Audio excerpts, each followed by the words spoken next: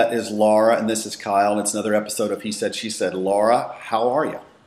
Good. I don't think people really know, but this is first thing in the morning. We usually do it at night, so it's kind of nice to see you in the morning. I've got my coffee with me. We're going to talk about a topic today, Laura, that I am dealing with, and dealing with may not be the right word, but going through right now.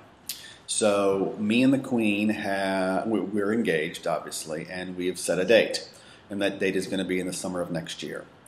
So one of the challenges that any divorced parent has when it comes to the notion of blending families and getting remarried, with all the complexity that that brings in general, there is a special challenge that I think we all know about, but we don't necessarily know how to handle, and that's the financial piece.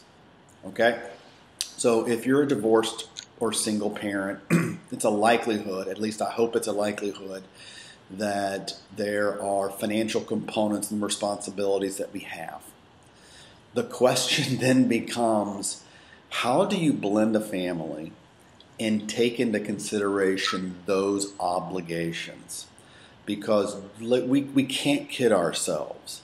In the height of love and romance, when everything is lovey-dovey and the people can do no wrong, and he's perfect and she is absolutely priceless, don't think for a moment that those warm and fuzzy feelings are going to see you through when it comes to finances. Because let me just say now, blood is thicker than a paycheck. All right? And feelings get hurt when it comes to finances.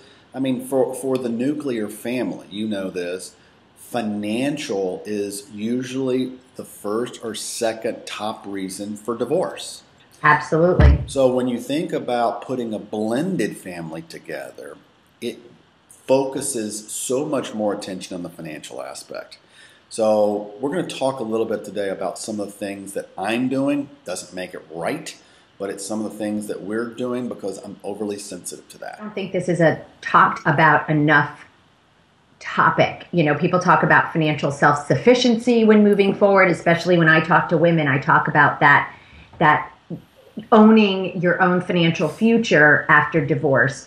But, and I should say up front, so Drew and I are I'm a year away.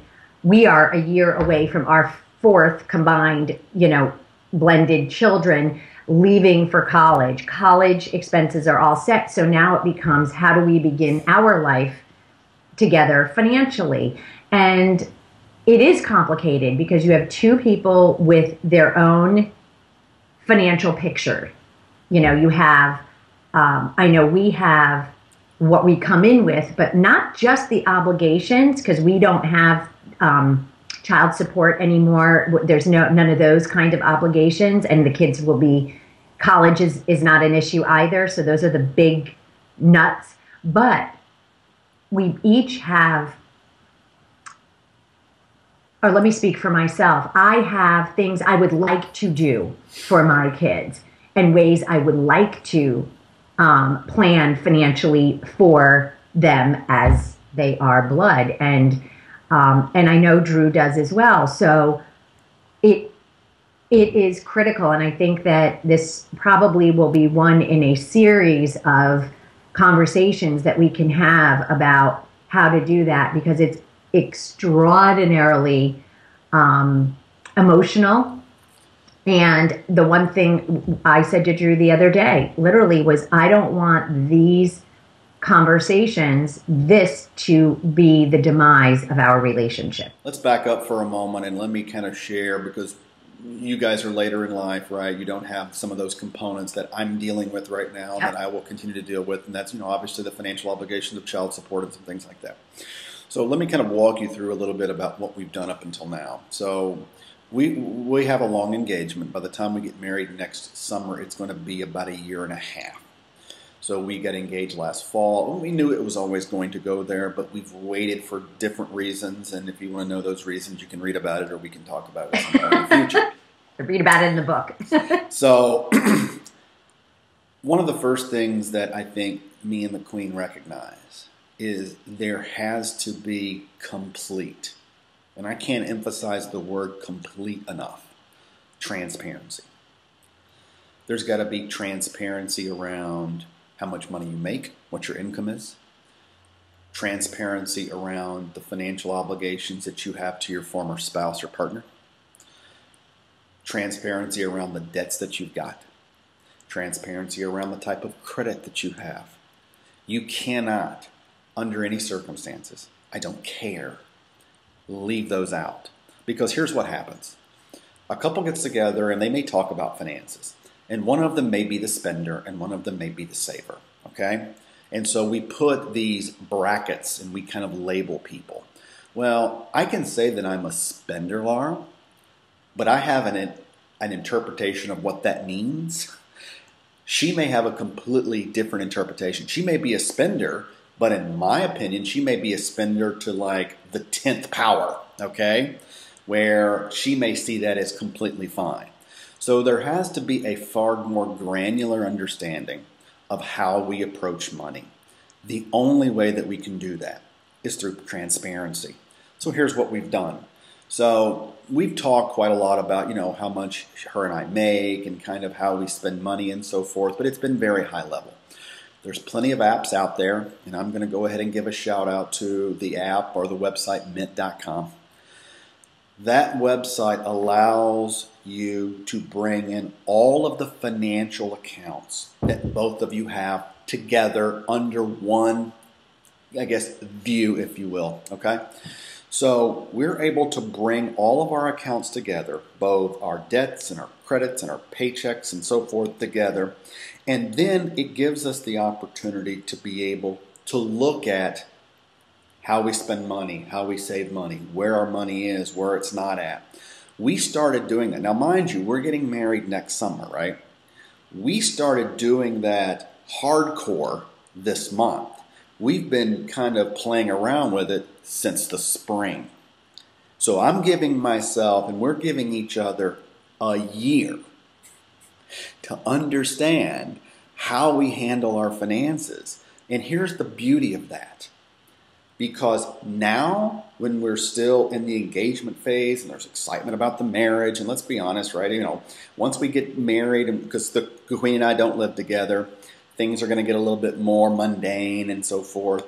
We're able to talk about those things now because we don't feel that we control the other person, and we can begin to have conversations about those things today and talk through them before the summer of next year. Yeah. I really, I have to applaud you guys. I mean, and you talk about like a year, like so long. You and I both know, not so long.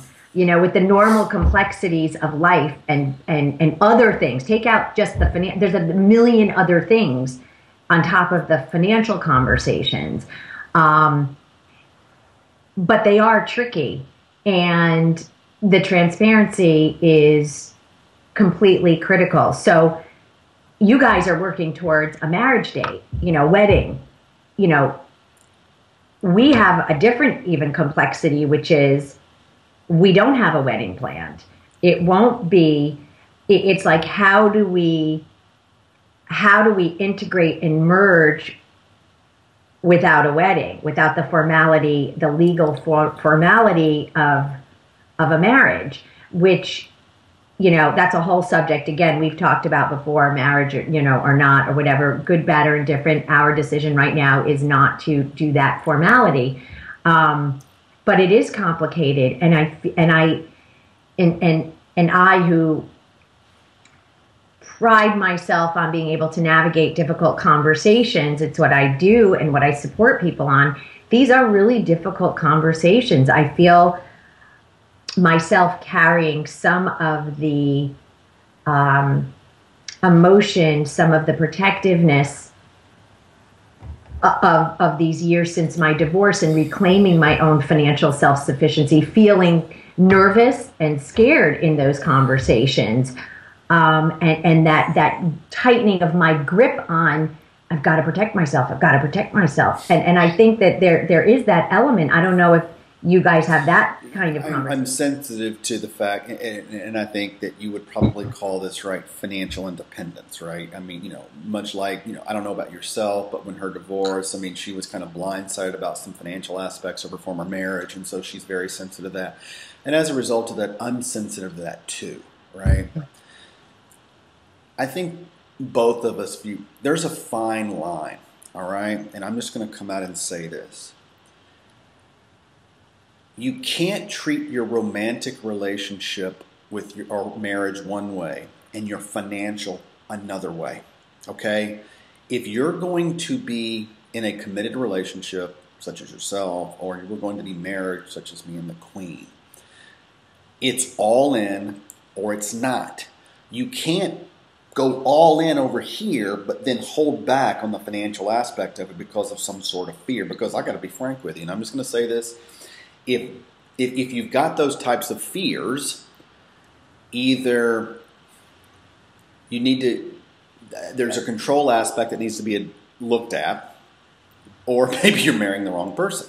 I mean, yep. I'm just going to say that. I think that needs to be that candid. So me and her have talked about that. I'm sensitive to, and I'm very sensitive to the fact that I want, in our future marriage, I want to be sensitive to her maintaining some financial independence, right?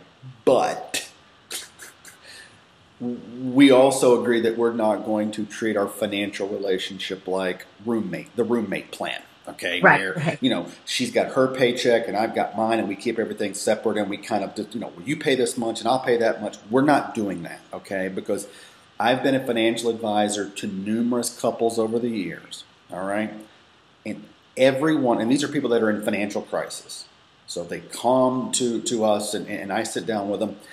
Laura, in every case, without question, the number one reason why couples get in financial trouble is they don't talk about money.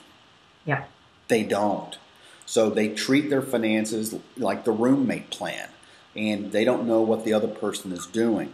So you have to make a decision, I think, as a couple, how far are you willing to fall on the sword to be financially independent in a relationship or marriage? Because the more independent you become, the more independent those two people in the relationship are, it will invariably put strain on the relationship. Like the word financially independent. I also like the word financially empowered, because and empowerment comes from information, and so it really it speaks to what you're talking about, using something like a Mint, where there is full disclosure and transparency, and information is what's most empowering. I was in a very financially secure marriage, but had no power whatsoever because I had no information. Was, and I think that I can't blame him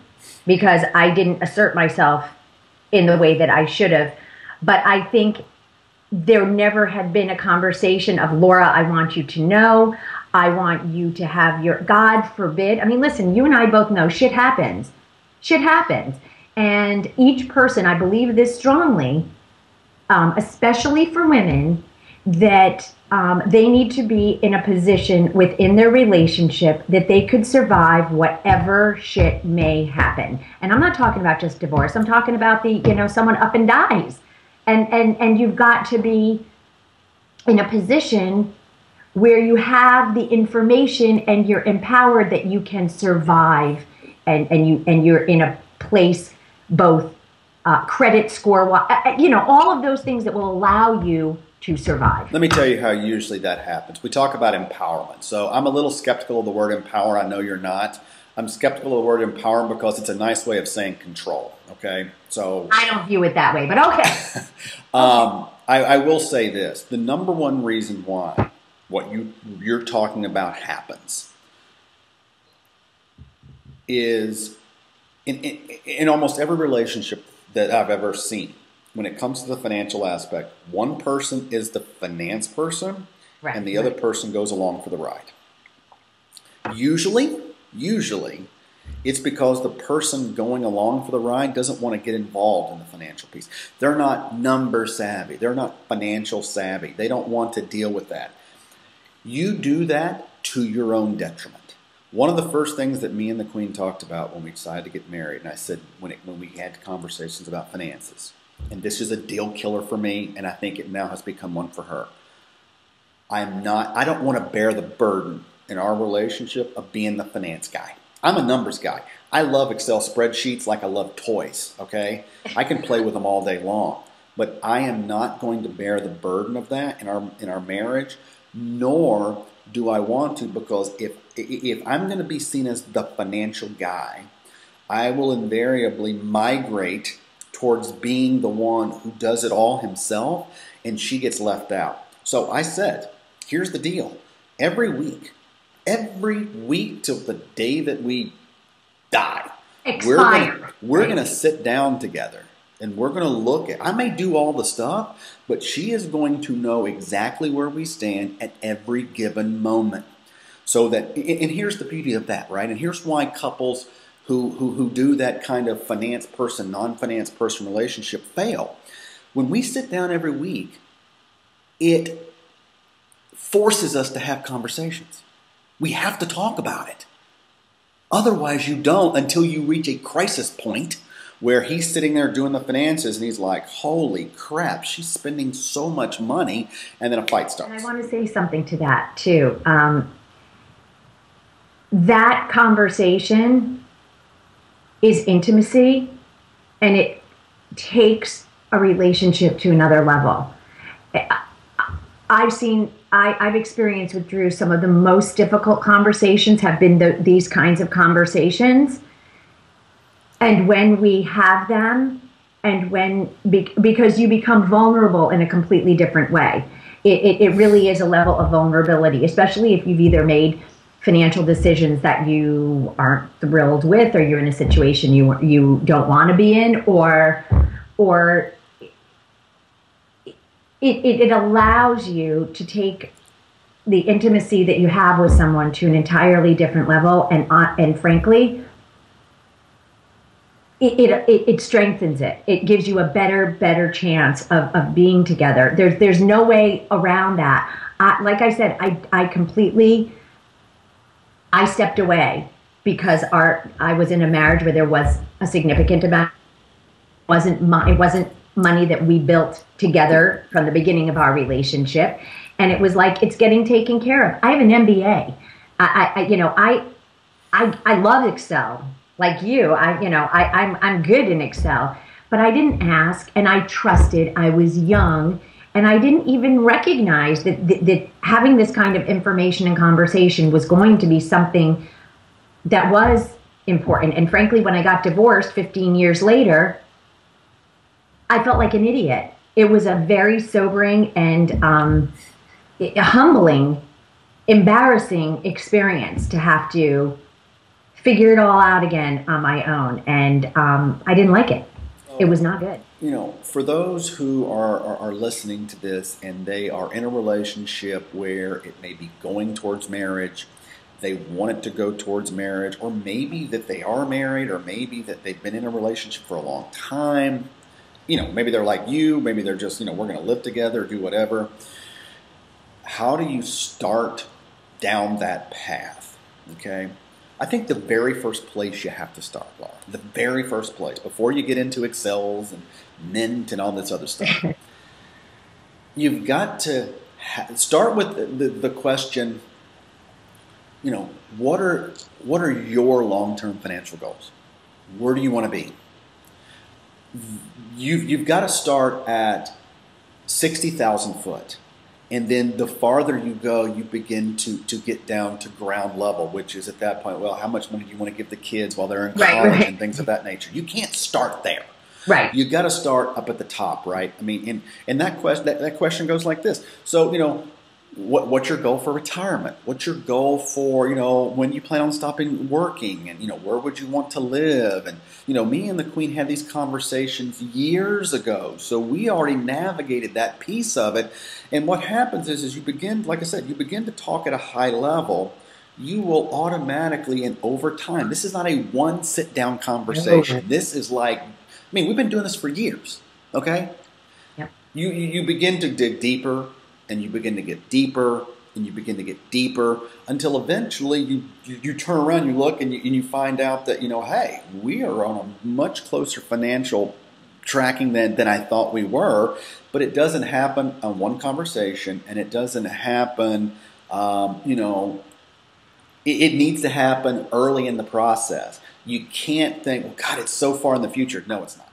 I'd like to talk to you about, when do you bring in a financial advisor, an expert into that conversation to help, because you are a financially savvy person, but neither Drew or I are experts or educated really in all the things we could be and maybe should be thinking about. So that's something we should talk about. When do you do that, and how do you do that? And the other piece is that, like you said, it is ongoing, because here's the thing. As divorced blending couples, I have things I want to do in my life, and he has things he wants to do in his life. And I don't mean that are separate, but there's passions, and I have a business, and there's things that I want us to grow and evolve. And so this conversation has to be, ongoing, especially because, as you guys will see, once your kids leave, it opens up an entirely new kind of future of things you can consider doing and being and creating that also require attention to the financial end of those things. Final thoughts, Laura. Final thoughts. I want to bring it back to transparency and learning how to have fully transparent conversations that are safe, that are loving, and that are collaborative. And if you don't have that skill in your relationship, you need to develop that skill and get support on how to do that if you're not good at it. Because it is a deal breaker. It's a relationship killer if you can't have. It will certainly kill a relationship. There's no question. I'll just reiterate what I said earlier. You can't start too soon. Right. You can't. If you're 3 months into a relationship and you say to yourself, this thing has got staying power, I see this thing going to the distance, you need to start broaching those subjects right now. You don't have to go and ask him or her, well, how much do you make? Or how much is your pay stub? That needs to happen. It doesn't need to happen very first. No. The question is very simple. So what's your long-term, what are your thoughts about retirement? When would you like to retire? Where would you like to live? Yeah. You start there, and that is the starting point. And then that will organically evolve into long-term conversations over time. So start at a high level, get an understanding of where both of you are to your transparency point, and know that you can't start too early and you can't talk about it enough, right? Like I said, we've been doing that. We've been having these conversations for well over 2 years. As have we. Continue. Yep. Laura, great conversation. Excellent. We will continue it next time. Have a great one. Thanks.